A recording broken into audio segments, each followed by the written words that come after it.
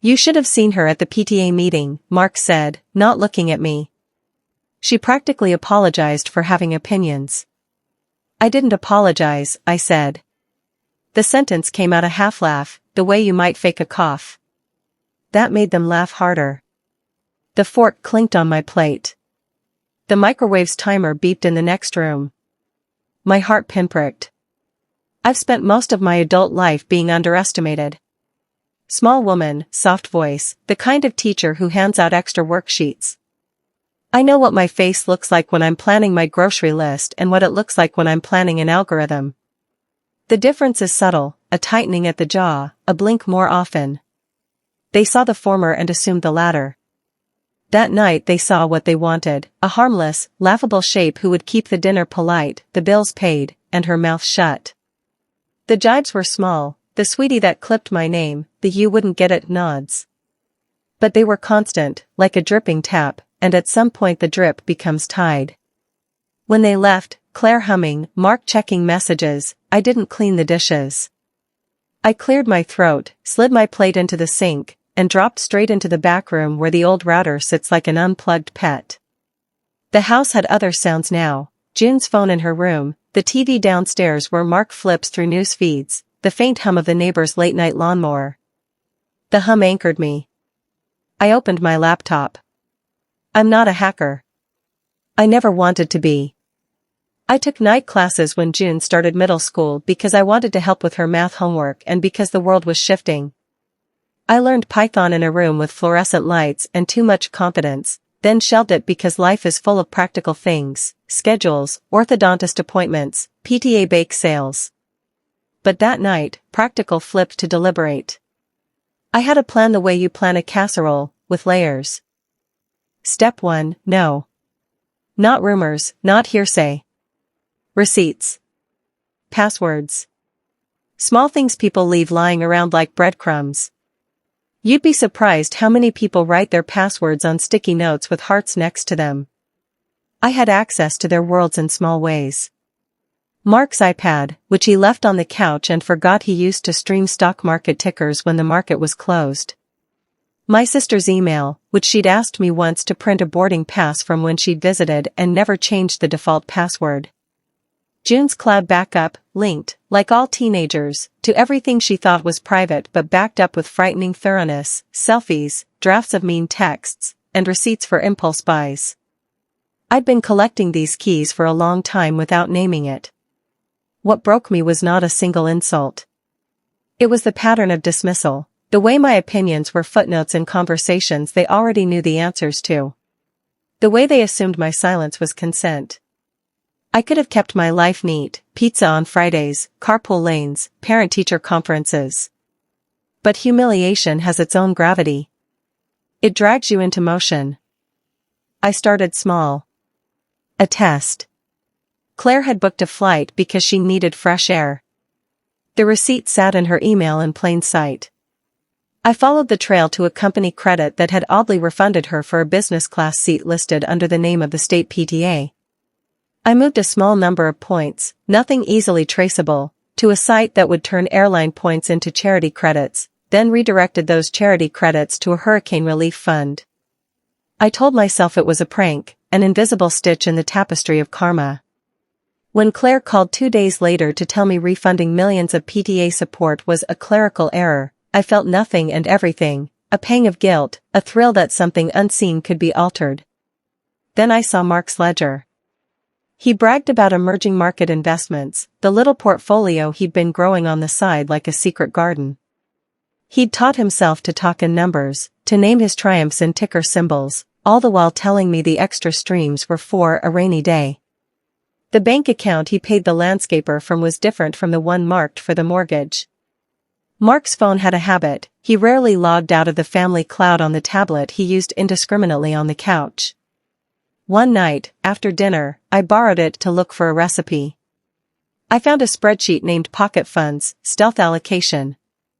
It was a map, amounts, shell entities, and a recurring transfer time to the first of every month that funneled micropayments overseas. Nothing overt, 100 here, 1,000 there, but over time it became a small fortune disguised as coffee shop spending. I could have told them. I could have said, I saw your spreadsheet. I could have leaned into confrontation with fury and used their laughter as fuel. Instead, I took an odd comfort in the quiet arithmetic of revenge. It was less about money and more about reclamation. I collected evidence, PDF after PDF, screenshots, a whispered transaction that became a scream in my head. Each proof was a tiny stone in a pile I would one day turn into a building. I didn't tell June. My teenager is still learning to pin her moods on the map of a day. She oscillates between lighting up and shutting down faster than the Wi-Fi in a storm, and she idolized her father in ways the rest of us tolerated. I kept my plan to myself like a secret recipe, because secrets need to ferment. My first big move was practical and petty at once. I set up a freezer safe account in my name only, an old bank that we used once for a house deposit. I coded small, automatic withdrawals from Mark's stealth account to route to that freezer account over the course of 3 months. I set the amounts to mimic plausible business expenses. It felt absurdly elegant. I was siphoning off the syrup from their lives, spoonful by spoonful. Next, I undermined reputations in the only place that mattered to some of them, social currency. Claire lived on a network of curated benevolence. She volunteered for the right cameras, posted the right throwback photos, and curated friendships like a boutique. I found a PDF she stored in the cloud, a guest list for a fundraising gala with a footnote, confirm pseudo-sponsorship. I forwarded a copy, anonymized, to a blogger I'd read who liked to fact-check philanthropic claims. The blogger published a piece, When Giving Looks Like Branding. It was careful. It didn't name Claire outright. But within 2 days Claire's glossy posts lost their shine. Invitations thinned. Her smile at Thanksgiving was the kind that's sewn on. Mark noticed first, not because he lost money, he didn't, but because his reputation shimmered. A few of his colleagues started avoiding coffee with him. The man who'd once hogged space in meetings suddenly hesitated when he wanted to speak. I watched him shrink and it felt like justice. I rationalized it, he had been a bully in little clothes. The night I decided to take everything, I didn't storm a bank or march into his office. I used the quiet violence of paper. I had found a list Mark kept of passwords to dormant accounts, in a notebook tucked behind a false back in his old desk. A few lines, a few cues. I guess in my family we still keep analog anchors. Those anchors broke easily. I consolidated everything into that freezer account, funds hidden in app wallets, residues of affiliate links that paid out to shell addresses, the rental income from a property deeded in an LLC he'd described as a friend's trust. I didn't touch the mortgage account, I'm not a monster, I sleep well enough when a roof is over our heads, but I moved the discretionary funds, the landscaping stash, the golf fund, the one labeled for the kids' future which ironically never had enough for June's violin lessons but always had room for Mark's new toys. Then I walked into the living room and said, dinner's on me this month. They were confused.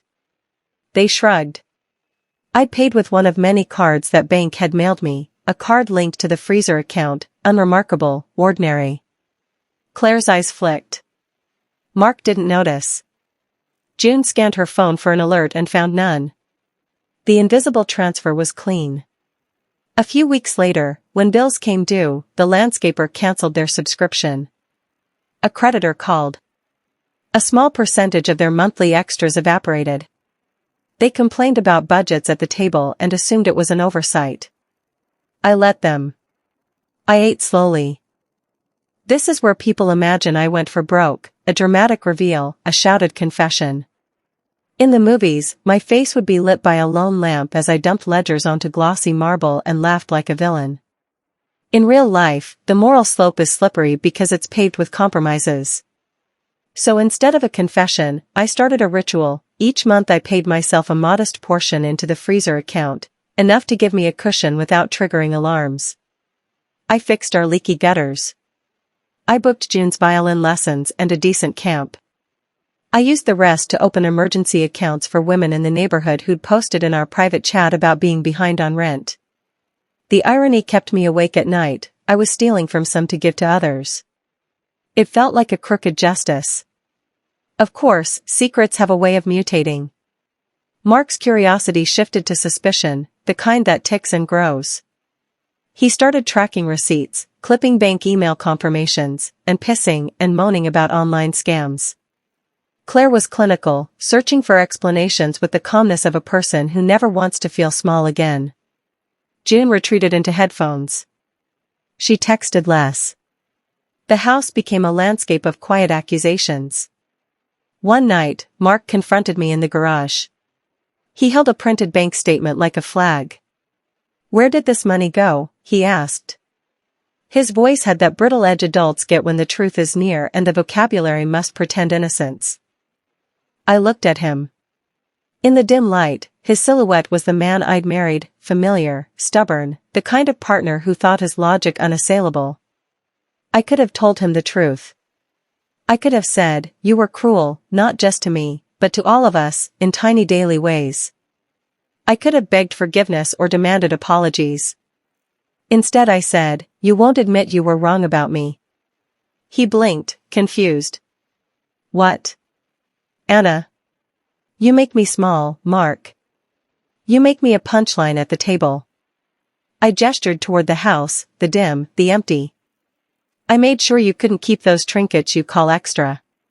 He laughed, probably because until that moment he thought I was joking. The laugh halted when his phone lit up, a push notification from our bank. An alert, large incoming transfer reversed. Accounts reconciled. The last of the discretionary funds blinked back into existence like a battery recharging. He looked at the paper in his hand and then at me. "Who did this?" he whispered. "People you call expendable," I said. "People you dismissed. People who know how to use what you left behind." That night was the closest we came to an argument that mattered. I could see it in his face, the horror of a man who had built secret ledger shelves and then watched them disappear without his knowing the locksmith. He asked, "Why not just talk to me?" "Why not?" and stopped because he already knew the answer. After that, the house changed. The laughter didn't stop, but it grew quieter, like music heard through a wall. Mark started coming home earlier. Claire called less. June began leaving for school with a bag heavier than her shoulders. And me?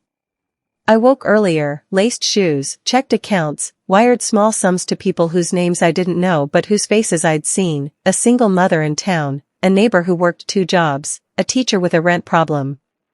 I wasn't sure what kind of person I'd become, guardian thief, Robin Hood in an apron, or someone who'd surrendered morals to make a point. The thing I'd learned is that power can be taught through quiet actions. The table had always been a place of power in our house, who got to tell the story, whose requests were honored, whose laughter measured the air. I'd reclaimed my seat, but the cost felt like a constant undertow. One afternoon, June found a bank notice in my recycling bin. She walked into the kitchen, eyes wide. "Mom? Is this?" I braced for the moment where her love would fracture. She looked older, more like a stranger I both recognized and feared. "What did you do?" she asked, not accusing but almost curious. I sat down, the chair creaking like a confession. "I fixed things." Her face told me she needed more. "What does that mean?" I could have told her the neat, adult truth, that sometimes adults do messy things to protect people, that money has texture and weight and can be moved like water. Instead I gave her the one honest, small half-truth I could. I made sure we could breathe. And I made sure we weren't invisible anymore. She sat with that, the weight of someone who understands both technology and nuance. "You were always the quiet one," she said then, a smirk ghosting her lips. "I guess you just used quiet for noise." The irony that my daughter, the one who mocked me at dinner sometimes, would be the one to see me clearly made my chest ache. The family dynamic didn't resolve like in a drama, it morphed. Conversations became more careful. Laughter found a softer register. Sometimes, I think they suspected. Sometimes, they simply accepted the new normal. A year later, at another dinner, the table was quieter in a different way. Not from cruelty but from something heavier, an awareness that each of us carried edges we did not show. Mark no longer dominates conversation the way he used to. Claire's calls are more real, less performative. June is kinder in ways that cut to the bone, she helps without announcing it. They still mock me sometimes, old habits die slowly, but there's a new undercurrent, a wary respect. The thing I learned was not that stealing is moral or that revenge heals. It is that power can be reclaimed in unglamorous ways, and that dignity is not always won with speeches. If I had a chance to do it again, would I? I don't know. Maybe. Or maybe I would have said the words in the first place and let the dinner be an honest mess. But this is what I did, I took what they thought they owned and used it to stitch up holes. In the quiet that followed, we all learned the shape of restraint.